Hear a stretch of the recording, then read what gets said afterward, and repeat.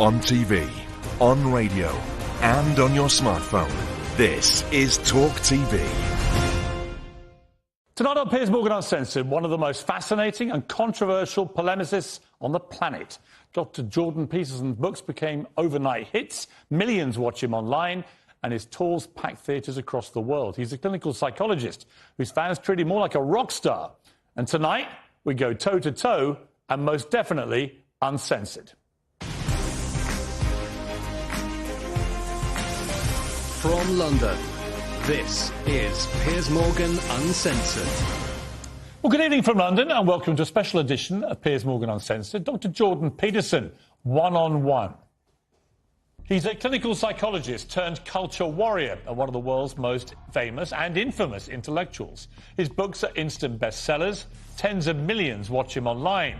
Legions of fans swear by his straight-talking guidance. What I've recommended to people is clean up your room. But his outspoken views on issues like feminism. The taming of the wild man, essentially, by the desirable and virginal woman. And if you think women don't want that, then you better bloody well come up with an explanation for 50 Shades of Grey. And gender. You won't use my pronouns, so I'm pretty sure you're my enemy, yes. Yeah, well, I know you think that, but I don't believe that using your pronouns is going to do you any good in the long run. Have made him a lightning rod for controversy. Almost 40 million people have now seen this notorious interview with a British news show. You're exercising your freedom of speech to certainly risk offending me, and that's fine. I think more power to you as far as I'm concerned. Except you haven't sat there and... I'm just trying to work that out. I mean... Ha, gotcha. Celebrity friends face criticism just for meeting him. He's loved, he's loathed, but he's never ignored. And tonight, Jordan Peterson is uncensored. Well, Jordan Peterson joins me now. Jordan Peterson, welcome. Thank you. To Piers Morgan Uncensored. I suppose my first question, and there will be people genuinely wanting a simple answer, yeah, but there's a bigger answer too. Who is Jordan Peterson? Well, I'm a clinical psychologist and a professor, and I'm doing that on a broader scale now, I suppose. But it's an extension of what I've done since 1987, really. I mean, I taught the same things I'm teaching, although I've expanded them all throughout my academic career, and my classes were very popular, and not popular exactly. The students found them extremely useful. Why have you become so notorious? Because I look at it as, I've actually watched a lot of your lectures. Mm-hmm. I've listened to hours of you and Joe Rogan talking about stuff. I don't see the devil that some people try and portray you as, at all. And it seems to me the one thing we may share in common is certainly not intellectual prowess, where, unfortunately, I'm many yards behind you. But what we do share, I think, is that a lot of people seem to have drawn an opinion about us based on either what they've seen in a tiny clip, taken out of context a lot of the time, or what they've been told to think about you by other people. Yeah, well, that's some of it. I mean, I got tangled up in a political controversy in Canada. I mean, tangled up. I put my foot in it to some degree because I wasn't very happy with what I regarded as government overreach in relationship to who is in possession of my tongue. And I decided a long time ago, and really a long time ago, that I was going to say what I thought, and sort of independent of the outcome. You know, often people craft their speech. You know, I could have come here on your show, for example. I spent half an hour thinking, well, what do I want out of this show? But I don't think like that. I wanted to come here and have a conversation with you. You don't actually make notes, I'm told, before your big I make lectures and notes, speeches. but I generally don't use them.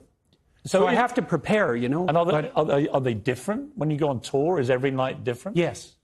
I never do the same. How do you decide what to talk about? Well, at the moment, sometimes I'm taking questions from the audience, and so I just do a Q&A, but I don't look at the questions before I go on stage. And I ask my wife, who asked me the questions, not to show them to me. And then if I prepare a lecture, I usually have a question in mind, often that relates to one of the topics in my books, but sometimes something I'm thinking about. And then I use the lecture as an opportunity to explore that question and answer it while I'm watching the audience to see if my words are landing. And so it's an opportunity to think on my feet. And I think part of the reason the lectures are well attended is because it's a high wire act in some sense. Because I never know when I go on stage whether I'm going to bring the lecture to something like a punchline to something like a conclusion. So, and I have no idea, because I'll have a variety of ideas up in the air. That's extraordinary. You have no idea where it may lead to. No. It's an exploration. Is that not scary? I mean... Yes. But, you know, there's an idea that the truth will set you free, right? And that's a very strange idea, because you could imagine that I could come here and I could decide there are things I want to do to promote my books, let's say, and I could tilt our conversation towards that, or I could just say, well, I'm going to pay attention to what's going on here, and I'm going to see what happens, and I'm going to say what I think, and then I'm going to assume that whatever the outcome is the right outcome, because it was based on something approximating the truth. Ultimately, what is your goal? What is the point of Dr. Jordan Peterson? What do you hope to achieve through what is now huge global fame? I hope to encourage people. Other than that, I want to see what happens. You know, I want to say what I believe to be true as clearly and carefully as I possibly can, and I want to see what happens as a consequence. And what people don't understand about that, in some sense, is your happiness. The purpose of your life is not going to be happiness. Sometimes it is. Sometimes that will come. But there will be difficult periods in your life, and happiness won't suffice then. But what you can have in your life is an adventure. You can have an adventure. And the truth is the best adventure. There's no doubt about that. And there's a couple of reasons for that. One is, you don't know what's going to happen if you say what you think. Now, I don't mean incautiously, and I don't mean provocatively or any more than necessary. You don't know what's going to happen. So that's very adventurous. But also, if it's you and your voice, then it's your adventure. And if it isn't, like if you're crafting your speech or manipulating in any way, or parroting or abiding by the dictates of the crowd, then I don't know whose adventure you're having, but it's not yours. On free speech, it seems to me, in my 57 years of being on this planet, that free speech has never been under more ferocious attack. Not in places you would expect, like authoritarian regimes, but actually in democracies. I never thought I'd come to a day in my lifetime where people were literally being fired or in some cases imprisoned for expressing honestly held opinions, even if I find those opinions grotesquely wrong or offensive. You know, it's worse than that. People underestimate the significance of this, because it isn't, we're not having a fight about who has the right to speak freely. That's nothing. That's a peripheral problem, even though that can be serious in and of itself. We're having a fight about whether or not your claim that free speech exists is nothing but a masquerade for your willingness to dominate and use power. And so if I was taking that tack, I'd say, it's all well and good for you to speak about free speech, but look, you're white and you're middle class and you're British and you're privileged, and you have this theory about free speech that your ancestors derived, but the only reason they ever derived that to begin with is so they could exercise their power. There's no such thing as free speech. That's just a lie to mask a power claim. And that's a way worse cynical criticism of the notion of free speech than you can't speak because I don't agree with it. I mean, it's a form of fascism, isn't it? I mean, these people... It's worse than that. The kind of the ultra woke brigade out there, they categorize themselves as liberals, but there's nothing liberal about that mentality. When you have a cancel culture, which is driven by, if you don't agree with what I say, you're going to get shamed, vilified, cancelled, fired, maybe even imprisoned. That is actually what fascist regimes do to people, to their populace. Yeah, but the fascists are more straightforward about it, because they basically come out and say something like, shut up or we'll beat you. Right. Whereas the compassionate types, who are narcissistic compassionate types, they come out and say, well, we're really trying to save the world, you know, and we're acting in everyone's best interest, and we think it would be better if you should just, you know, regulate what you say, because if you don't, you're not a good person.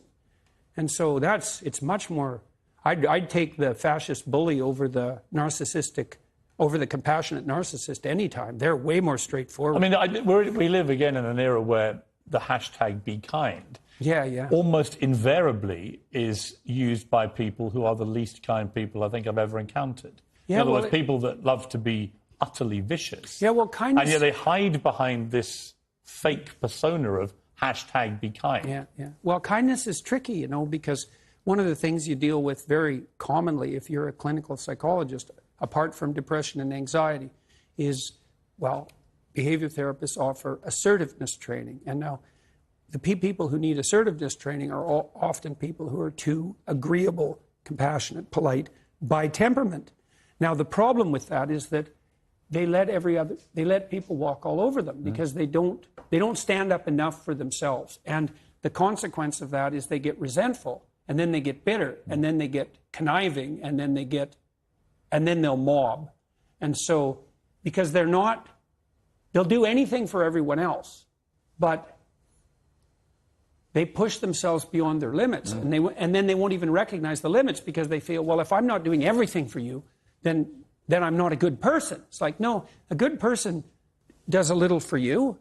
Like if I'm acting properly with you, say in this conversation, there's something in it for you, and there's something in it for me, right? And we want that to be reciprocal. And so the cost of me bending too far in your direction is that I'll become bitter and resentful and conniving. And resentment is an unbelievably toxic state of being. Take a short break. I want to come back and talk to you about a random collection of people. Cristiano Ronaldo, the most famous footballer on the planet, the greatest in my opinion, and also Olivia Wilde, who's made a movie in which she said it's about you because you're the guy that drives some of the worst human beings on planet Earth. Yeah. We'll talk about all those things after the break. Right.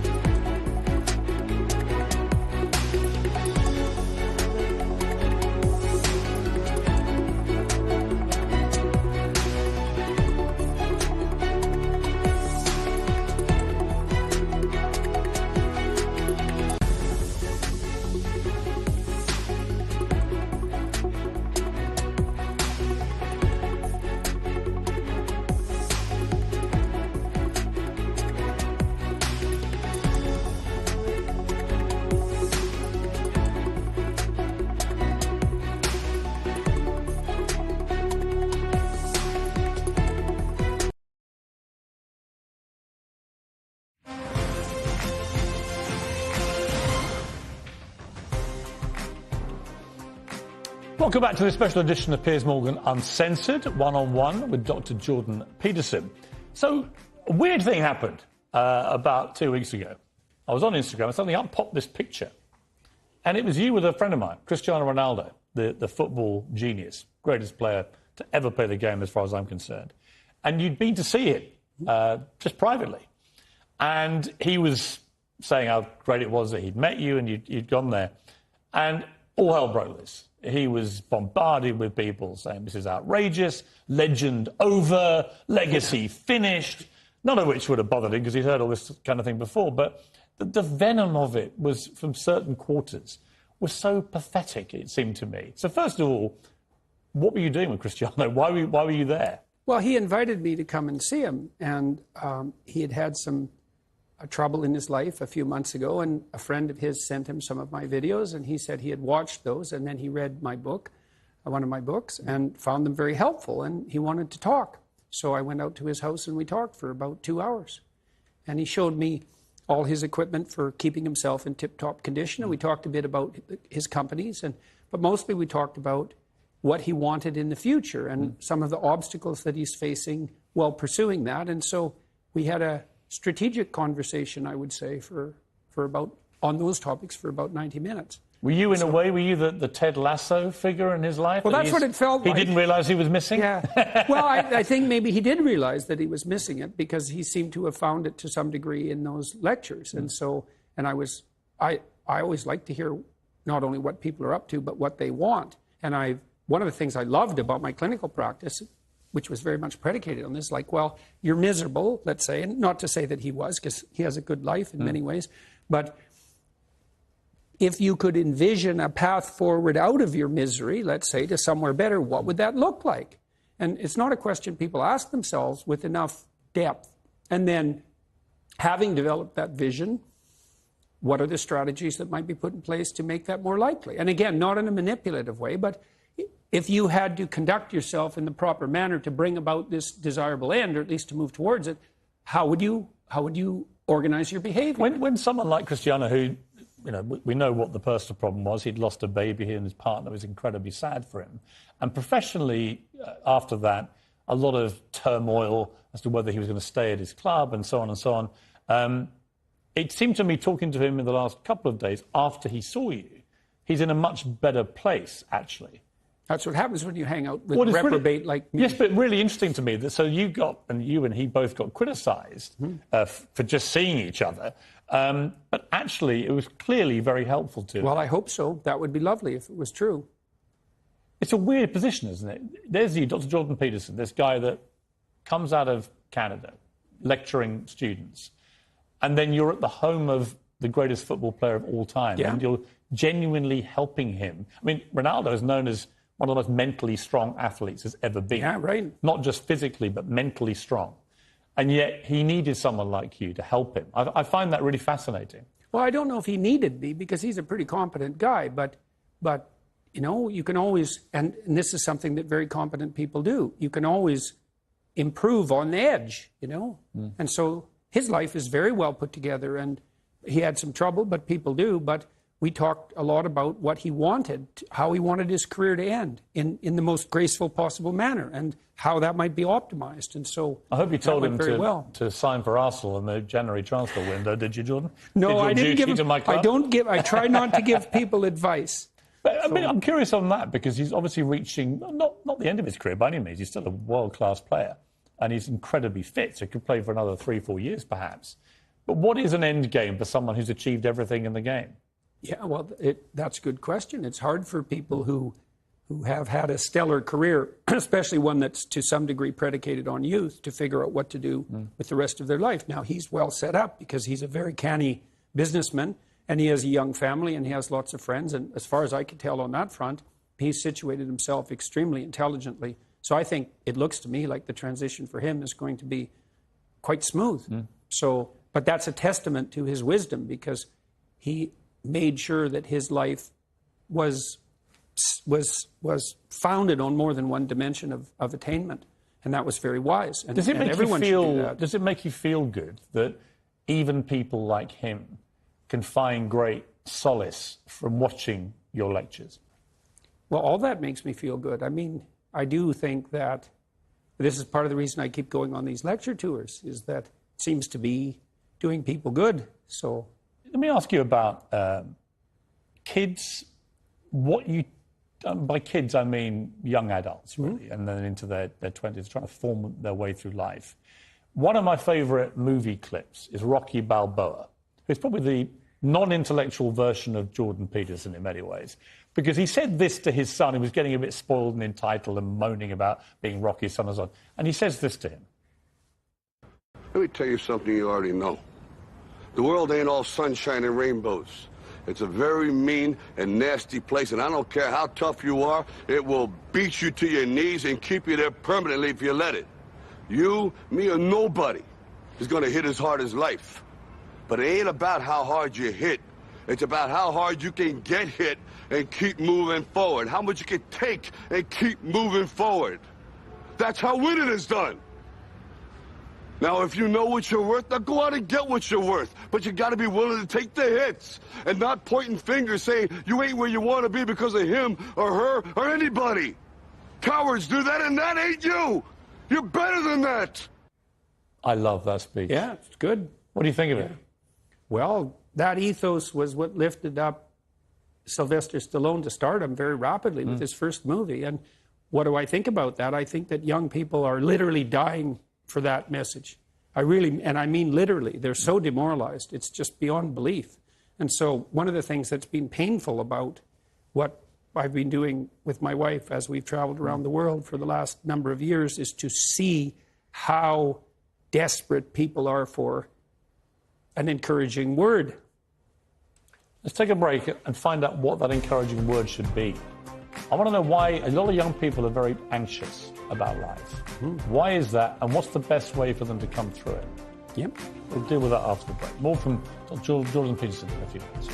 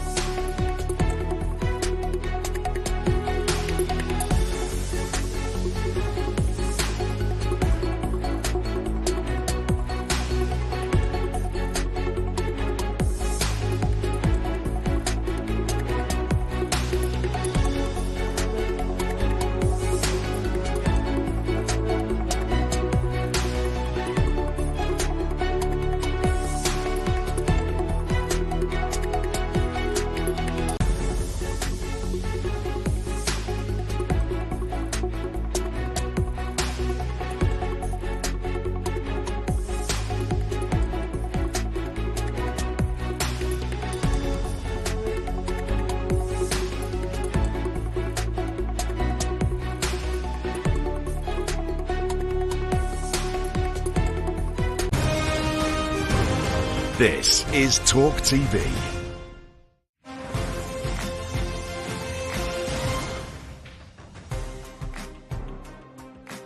Well, welcome back to this special edition of Piers Morgan Uncensored, one-on-one with Dr. Jordan Peterson. We left him on the cliffhanger with Rocky Balboa and his address to his son about how to grow a pair, for want of a better phrase. This idea that actually your life is defined not so much by success, because you're everyone's friend when you're successful, but by the knocks you inevitably are going to get, whether it's through losing loved ones, losing a job, losing a car, whatever it may be. You're going to get hit by blows in your life of differing magnitude. Mm-hmm. And I've always believed that how you deal with the downside of life really defines how you lead the rest of your life. Mm-hmm. Well, the clip is very interesting because it starts out with the admission that life is brutally difficult and sometimes unbearably brutally difficult. And you can see the progressives playing with that notion. It's warped into this sense of victimization, but it does reflect some understanding of the underlying tragic reality of life. And so it's good to get that right out on the table to begin with. Say, well, you're miserable, you have your reasons, and they might be deep reasons. But if you let the misery demoralize you and make you bitter and cynical and cowardly and make you withdraw, then, first of all, that's a failure in the highest sense on your part, and all it's going to do is make everything worse.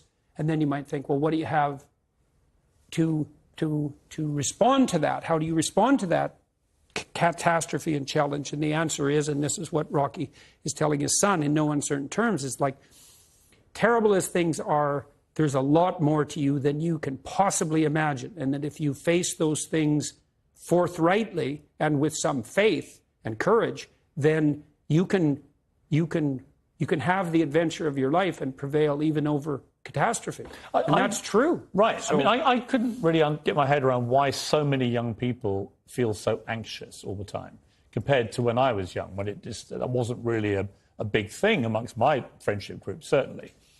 But I reckon it's two things. One, social media, the constant bombardment of other people having a great time or looking great, often the false imagery and having to live up to false ideals. But also a conversation I had with Dr. Phil in America, where his explanation for it was that he said, you've got to understand that social media means that young people now are being bombarded all day long and all night long with quite shocking imagery. And he gave an example. He said, when I was young, he said, if a crocodile ate somebody on a golf course in Florida, the chances are I would never have heard about it. It probably wouldn't have made the national news, probably wouldn't have even made the state news, and I wouldn't have heard about this incident. Now, it's quite likely that a video of the crocodile eating this person would be whipping its way around social media within half an hour, and young kids would be sharing it, disseminating it, and being exposed to this constant imagery all the time of quite unsettling and shocking imagery. What do you think of that theory? And I think that in itself was adding to a sense of everything's terrible. Well, I think it's a corollary of an information overload theory, right? I mean, one of the advantages to having the computational power we have is that everything is at your fingertips. And the disadvantage is that everything's in your face. And by everything, it might be 40 million pornographic images. Like, that's a lot. Or an endless array of tragic scenarios. And really endless. And so that's a problem. And the fundamental problem is, how do you handle the fire hose of information? And no one really knows the answer to that. But we should also point out that it's no wonder that young people are demoralized and anxious, because we're doing everything we can to demoralize them and make them anxious. So on the masculine front, we tell young boys that, well, the world's a terrible patriarchal tyranny, and all of that patriarchal tyranny, which is the whole explanation for history, has done nothing but oppress and exploit people and destroy the planet. And so that any manifestation of that masculine impulse on your part is equivalent to the world-destroying force. Well, all masculinity now is branded toxic. Yeah. And I remember, I think the key moment for me came when Gillette, who'd always had these very masculine commercials with the big guy cuddling a baby or whatever it may be, they suddenly switched gears and did a campaign where it started with a lot of Me Too imagery and basically the assumption that all men are awful until they can prove otherwise. And I predicted in a column this would be a complete disaster for them. And sure enough, $9 billion later, they did a screeching U-turn and went back to the big guy cuddling the babies. Because actually, two things I think about that. One, most men are not awful, actually. And secondly, not all the time. No, some men are, obviously. Some women are pretty awful. But not most of them. But if you try saying that and not getting cancelled. But I think also this thing that you've got into trouble about, which I don't understand why, that you believe that most women probably quite like their men to be strong and confident. I don't believe that. All the data shows that clearly across cultural samples and has for 50 years. Plus, everyone knows it. Anecdotally, most women I know, I think, would absolutely agree. Why is it that you've been so vilified for suggesting something which is so palpably true? Well, I think, first of all, that annoys narcissistic women no end. And it annoys people who think that there are no biological or cultural limits on how we manifest our behaviors. And also, it frightens a large number of women because many women have never had a good relationship with anyone masculine in their life. And so the notion that they would need to establish a trusting relationship with a man, especially if he's also in something approximating a superordinate position, which is what they might like to find him maximally attractive, also implies that they're in some sense going to be under his sway. And if there's no trust there, well, that's absolutely terrifying. And I have some sympathy for that because there are no shortage of women out there who've never had a positive relationship with anyone masculine. And so they're completely unable to discriminate between narcissistic power and compulsion and confident competence. And so because they can't distinguish that and they're afraid, they put all of that in the same category, which is something like the predator category. And that's not good for them because, well, as you said, all men aren't predators all the time. And they need to establish a relationship with a man. Right. We're also in a very strange place where a lot of high-profile women will not say what they think a woman is. Yeah. Because they are... Ketanji Brown-Jackson, the new member of the Supreme Court, in her nomination hearings, was asked the question. This is what she said. Can I provide a definition? No. Yeah. I can't. You can't? Not in this context. So I'm not a biologist. It was a riveting moment because you're going to be on the Supreme Court of the United States of America. You're a woman. You're the first black woman on the court. And that in itself, I know you've raised eyebrows about why did Joe Biden go out there and say we need to have a black woman? Why not just say we want the best person available? And then if she's the best person, get her on the court, which I completely agree with. But for her not to be able to commit to explaining what she thinks a woman is. And then I had a moment on this show where Macy Gray, the singer, did stick her neck out. And she said this. I will say this, and everybody's going to hate me, but as a woman, just because you go change your parts doesn't make you a woman. Right. Sorry. You feel that? I know that for a fact. Like, if you want me to call you a her, I will, because that's what you want. But that doesn't make you a woman just because I call you a her and just because you got a surgery. With chilling predictability, Macy Gray stuck to her guns for a couple of days, and then the onslaught was so overwhelming against her, she had to go on national television in America, issue a groveling apology for everyone that she'd hurt, with this statement of what many would think is just a statement of biological fact. How have we got to this place where women are terrified of saying what a woman is, and women who do say what they think it is, i.e. there are clear biological distinctions between a man and a woman, they get destroyed? Well, we've accepted this preposterous hypothesis that your identity is only subjectively defined. And as I've tried to point out on some of my lectures, the only people who think their identity is subjectively defined are 2-year-olds. And I mean that technically, because 2-year-olds are egocentric, which means they can't bring their identity in alignment with a social norm, which also means that 2-year-olds can't play with other children. They can play beside them, but they can't play with them. That doesn't happen until you're 3. And what happens when you're 3, if you're reasonably well socialized or start to move towards that, is that you learn how to negotiate a social identity. And then identity becomes, obviously it has some roots in your subjectivity and in your biology for that matter, but a sophisticated identity is not only socially negotiated, as the constructivists know perfectly well, but it's also it's got a dynamism about it because it has to be constantly renegotiated. Like, as we're having a conversation here, to some degree, we're renegotiating our mutual identities because we learn something from each other, right. so we transform. Right. We're also trying to figure out, to some degree, who each of us is in this situation. And then we're also trying to learn, can we play together towards some productive end? And you might ask, well, what do you mean play? And say, well, we're trying to have an interesting conversation. Let's take another break.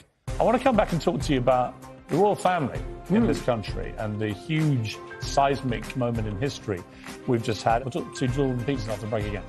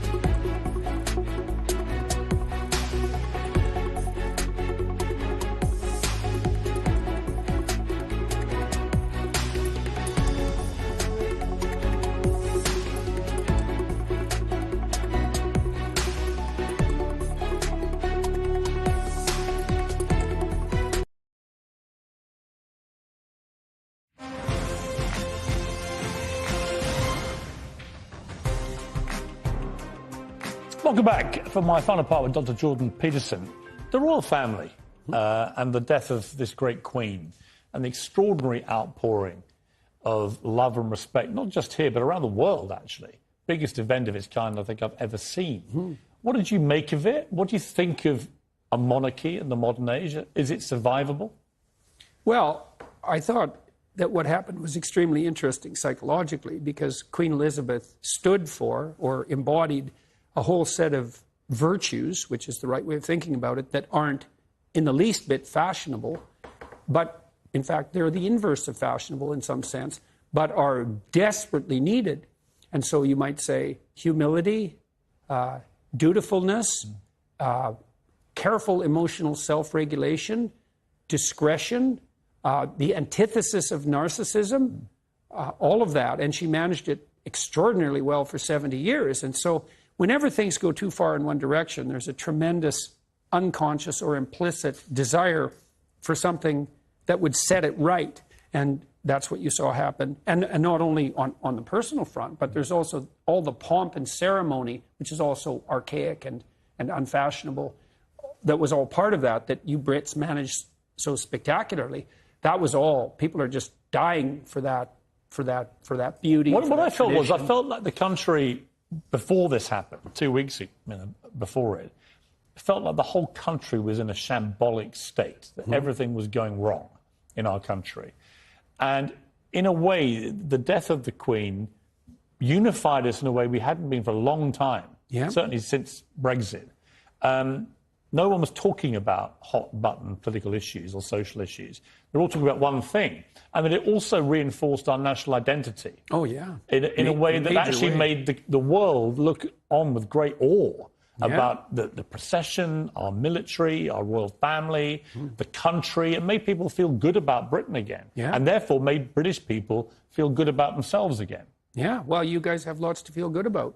And that's not the standard mantra of the modern world. You know, this is an unbelievably admirable country for all its flaws.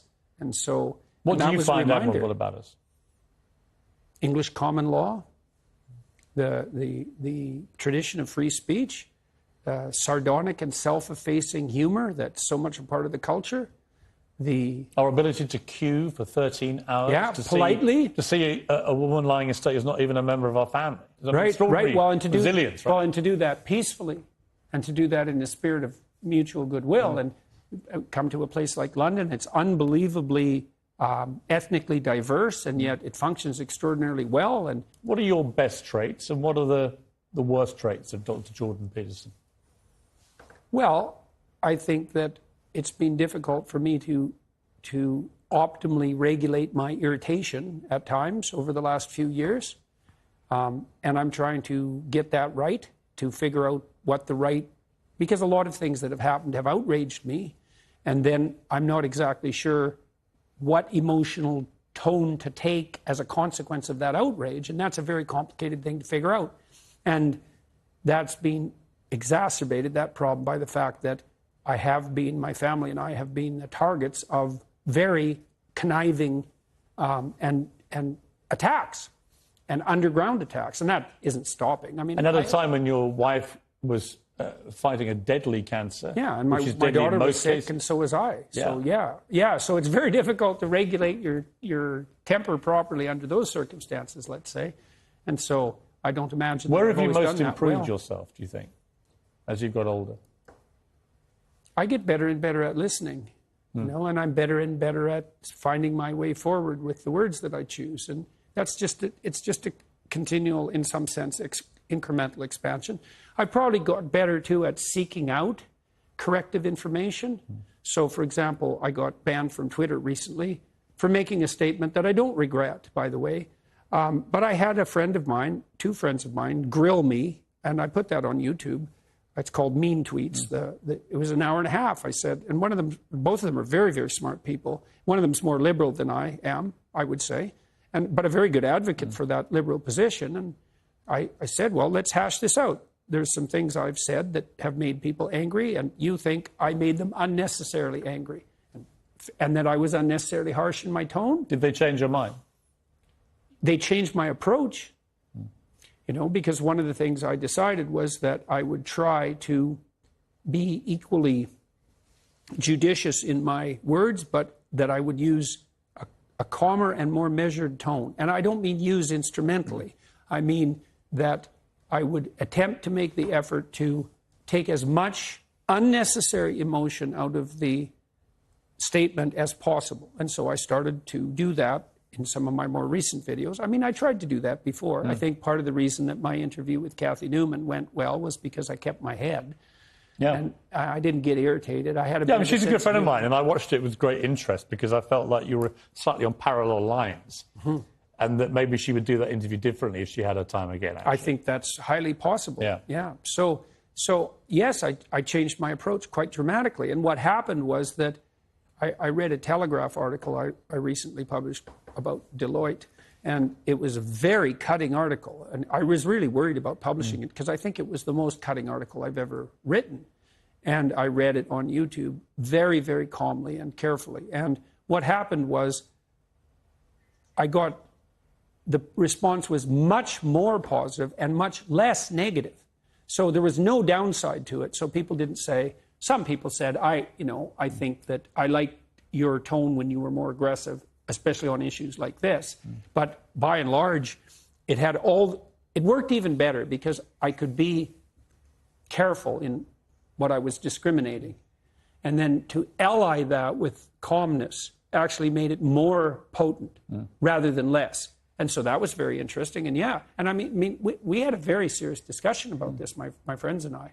I had a lot of people with me in Miami when this was happening, across the political spectrum. We had a very healthy debate for a couple of hours about whether or not I had gone beyond some reasonable limit in the way I was conducting myself, say, on YouTube and Twitter. And some people were very strongly advocating for more of what I was doing and even harsher. And others were saying, well, you're alienating people that you could otherwise communicate with unnecessarily. See, it's interesting about the listening. Like one of my sons, two of my sons have come today because they just wanted to listen to this. Very unusual. One of them's not even been to the studio before. So he just said to me, I said, give me some advice. You know, you love Jordan Peterson. What's the advice for the interview? He said, just listen more than you normally do. So I've tried hard to ask a question and let you answer. Right. And so I'm work in progress. And I've been interviewing people for 35 years. But I do think the listening, as I've got older, I felt the same thing. That it's a real skill, man. Listening is a powerful tool, actually. Oh, yeah. Well, there is nothing that people like more and need more than to be listened to. You know, and that's partly why the left clamors all the time. You know, it says, look, there's all these people who aren't being listened to. It's like, there are a lot of people who aren't being listened to. They're absolutely right. There's no doubt about that. And I've dealt with people who were extraordinarily marginalized, so to speak, in my clinical practice. And some of those people, to straighten out their minds, they need like 10,000 hours of listening. Because no one, and I mean this literally, I've had people in my clinical practice, no one ever listened to them their whole life. Yeah. And so when they start talking, they're all over the place, they're disorganized, they're hyper-emotional. Having met me now for an hour, what would your initial clinical diagnosis be? Well, you're probably optimally disagreeable for your profession, you know, because you can listen, but you're also not a pushover. And that's a very fine line, right? Because if you're too assertive or aggressive, then you get domineering, but if you're not enough, then you're a pushover. And this was also the case with Kathy Newman. She's quite disagreeable, and that's a masculine trait, by the way. And it was one of the things. But I think she'd gone into it in a way. So how we started the interview. She'd gone into it, I think, with a preconceived idea of what you would be like, and sort of stuck to that. Yeah. She's actually a very skillful journalist and interviewer, and I was surprised the way that interview went when I was watching it. And I think it was because she just had an idea of what she thought you would be. Well, I think she also had an idea of what the optimal outcome of the interview might be. And I think a lot of the journalists who've gone after me in some sense have that. They think, there's part of them that thinks, I'll be the person that finally exposes him for what he is. Yeah. But then they find out that I'm not who they thought that I am. Or at least I'm not quite as demonic as they thought I might be. Well, Professor Stephen Hawking, before he died, gave me his last television interview, and he said that the biggest threat to the future of mankind was when artificial intelligence learnt to self-design. What do you think the biggest threat to mankind is? Narcissistic compassion. Now, AIs, you know, it's a threat too. But if we had our act together ethically, it's possible that AI could become a useful servant rather than a tyrannical master. You don't want to automate your tyrannical masters. And that's the danger. That's one of the dangers of AI. I've got to wrap it up. I don't want to, but I have to. I want to ask you just quickly, the film director Olivia Wilde has a new movie out, which she says is based on you, this insane man, this pseudo-intellectual hero to the incel community.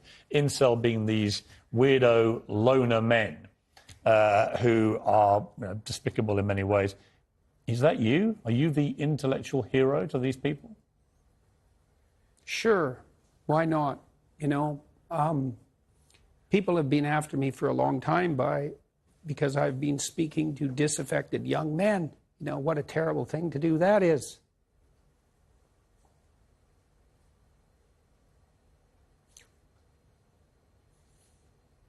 I thought the marginalized were supposed to have a voice. It's making you emotional. Talk about that. Well, God, it's very difficult to understand how demoralized people are. And certainly many young men are in that category. And you get these casual insults, these incels. What does it mean? It's like, well, these men, they don't know how to make themselves attractive to women who are very picky, and good for them. Women, be picky. That's your gift, man.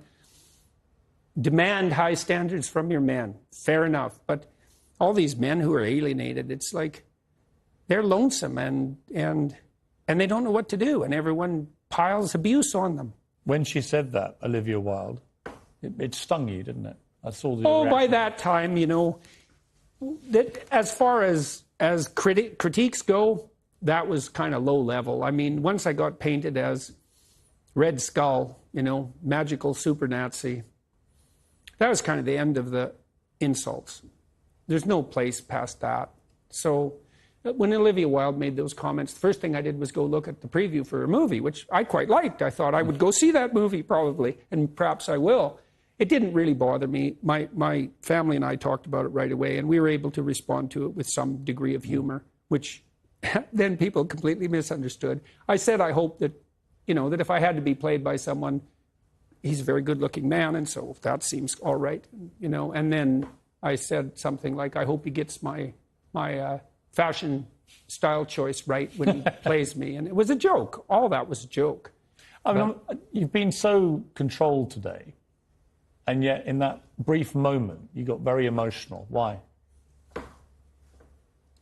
It's really something to see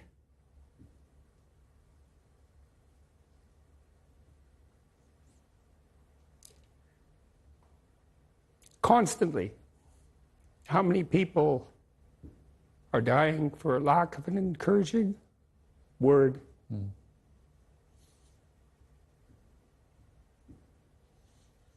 And how easy it is to provide that if you're careful. Give credit where credit is due. And to say,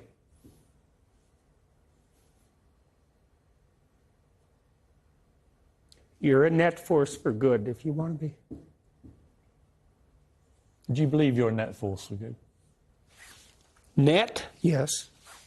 In all the details, probably not. No one's perfect. So people make their mistakes as they stumble uphill. Jordan's been a fascinating interview. Thank you very much. Thank you. You've got this new box set out. Yeah, I'm pretty happy about that. Jordan B. Peterson, 24 Rules for Life and Beyond Order. Fascinating books. They've sold how many millions now? Well, 12 Rules sold 7, and I think Beyond Order is approaching 1 million now. So, yeah, they're doing just fine. Did you ever think you'd sell that number of books? I never thought any of this would happen, Yeah, I knew when I was teaching at Harvard and at the University of Toronto that some of the things I was teaching were revolutionary. I was surprised that I got away with it, let's say, as long as I did. And so there's a way in which it doesn't surprise me. And I wouldn't say that's because of the brilliance of my ideas. It's because I'm good at communicating ideas, but the ideas that I've been developing, they're ancient ideas. They're the oldest ideas we have in some real sense. So they have a power. Right, absolutely. And just finally, you're healthy, you look healthy. Pretty good. And much better. Your wife's doing a lot better than she was? She's back better than she was before even, and my daughter's not ill either, so fancy that. I mean, that's an amazing turnaround from where you were. That's for sure, man. It was pretty brutal. Yeah.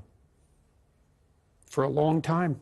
Yeah. My wife almost died every day for 7 months. So I'm very glad for you. Thank you, sir. I really am. It's been a really fascinating interview. Appreciate the time. Come back. It's a pleasure to see you. I feel like we've got a million more things I could talk to you about, which I'm sure everyone thinks that when they talk to you. Well, that's a good thing to have happen during an interview. Jordan, thank you. You bet, man. Well, an extraordinary interview with an extraordinary character. Whatever you think of Jordan Peterson, you can't listen to that and not be enthralled, captivated, maybe challenged, maybe you don't agree with him. I'm not sure he minds if you disagree with him. That's the whole point. It's about stimulating ideas. It's about challenging what you believe, evolving, as we both do as we've got older. That's it from me. Whatever you're up to, keep it uncensored. Good night.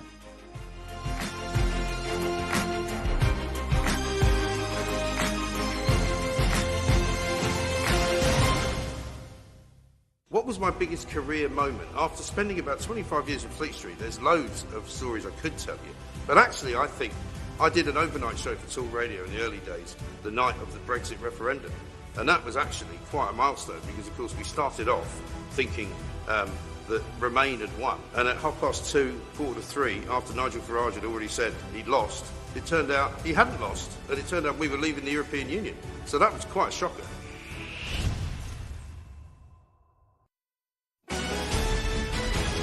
This is Talk TV News. Good evening, I'm Divya Kohli. The Bank of England has warned interest rates will rise significantly next month in response to the Chancellor's tax cuts. The bank's chief economist says it's impossible to know what the future holds for the UK after the pound plummeted yesterday. Sir Keir Starmer delivered his keynote address to the Labour Party conference this afternoon, announcing that he would launch a state-owned energy company. The Labour leader accused the Conservatives of losing control of the economy, telling members we can't go on like this. Meanwhile, Labour MP Rupa Huq has offered Chancellor Kwasi Kwarteng sincere and heartfelt apologies after describing him as superficially black. The MP for Ealing Central and Acton has been suspended from the Labour Party. That's all for now. We'll have more after the talk.